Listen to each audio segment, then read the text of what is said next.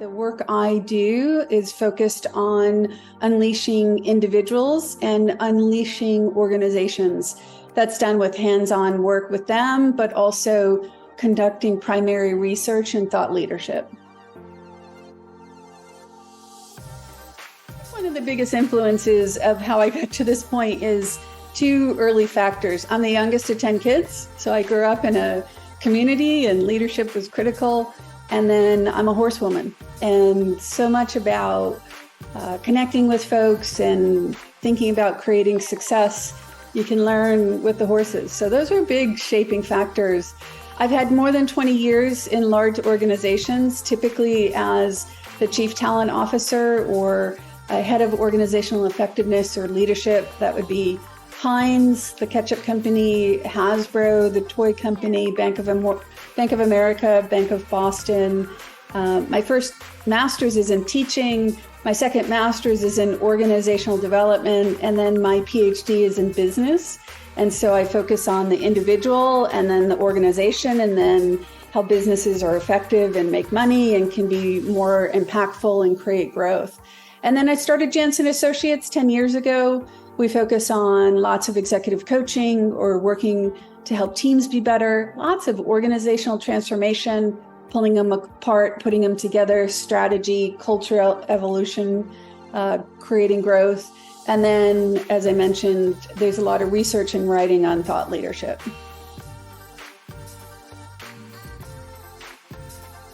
People can really overthink culture. And I like to think about it at its most basic form. So your and my behaviors are driven based on our belief system. So for example, if time is your currency of care, then 5 o'clock appointment will be probably 5 or 5 of 5. However, if my currency is the person in front of me and making sure that they're in a good place, and that's more important to me than being a few minutes late, then I'm going to be late because I'm going to make sure the person I'm with is in an okay spot. So our behaviors are predicated based on our belief system. Culture is the same. It's a set of shared beliefs that people in the organization hold. And the trick is to be overt about that.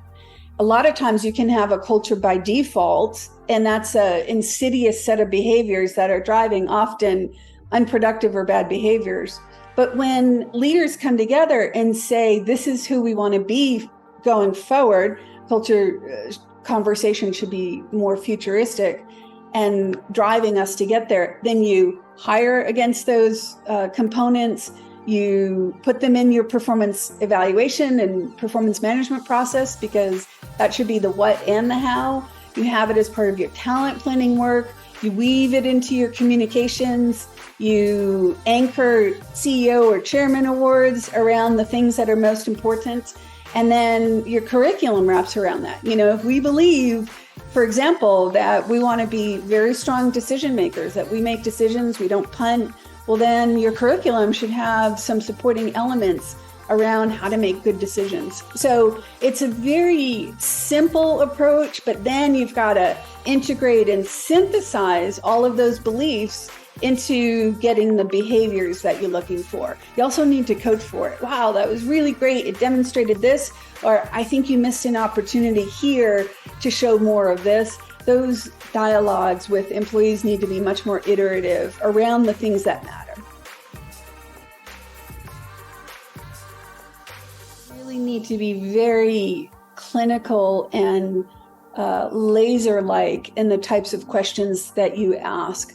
On a website that I created in accompanying the book I just launched, determiningleadershippotential.com, there's 4 factors, and based on my research and that of some significant thought leaders, about what determines potential: personality, learning agility, motivation, intelligence.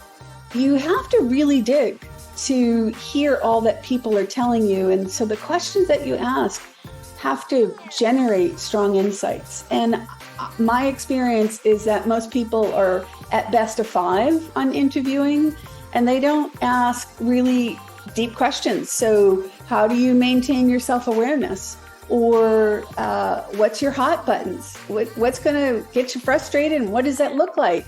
And when your past colleagues were frustrated with you, why was that? What were some trends that they would point to, et cetera, et cetera? And I have a bunch of sample questions that people can use on that website. So the laser-like focus on questions to get good input on the behaviors we're looking for is critical.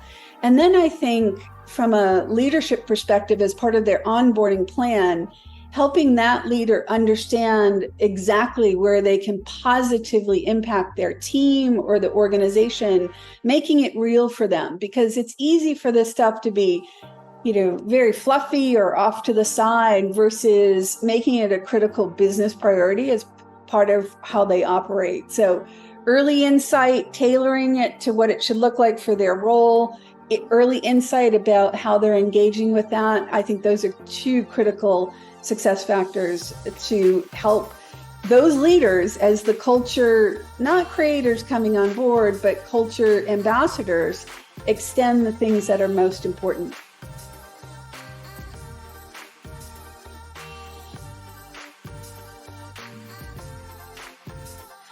I think there's three, and there's not a lot of new trends. It's really a revisit of some fundamentals. And I would say that there's three that are quite prevalent. One is, how do we create growth? There's a bit of a panic in the moment based on the economy or some various industries struggling. And there's a lot of uncertainty in this moment. And so the balance of organic growth or accretive growth, or how do we balance risk, all of those are very big factors because the landscape has changed. A second big one is, how do we diversify what we're doing? Because a one-trick pony in this environment, you got to hope that they're relying on the trick that you have. But when folks can diversify and very often work into areas that they didn't think they needed to in the past or weren't necessary, they become necessary as that landscape changes. So as you think about what are our core competencies and how can we parlay those into adjunct business activities to create revenue, that's a big conversation. And then the third one is leadership matters. It matters always, but it matters particularly in these moments. And so how do we figure out who the people are that we should be making our bigger bets on? And then how do we support that? So the whole concept of determining leadership potential, it's been at the front of people's minds, but putting it in action with lots of measurable results and then figuring out how to get better at it, I find that people are being much more scientific about it rather than, oh, this person has been in the role, so let's promote him, or this is a good relationship, or frankly, even that person's a high performer, so therefore we should give him the next promotion. Those are not good criteria by which to make your promotional decisions or to pick your leaders, and people are starting to get that joke right now. So those are the three biggest themes I would say are current conversations. This is a breakout moment for HR, and the more people know about the business, and I mean really know about the business, how does the business make money? How do we lose money? How do you lose time? What are things around the corner?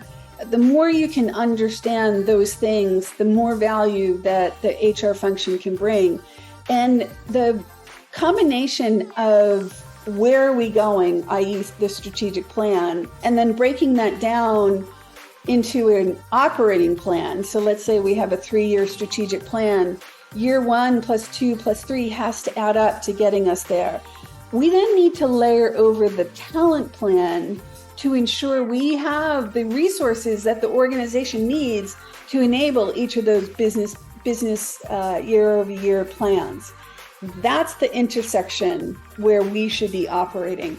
But you can't do that if you don't understand the business, and you've got to know your talent, know your numbers, know the market, and know the business to be able to add that value. So I would heartily push all of my HR colleagues to be as proficient in the business as any of the functional leaders that they're working with.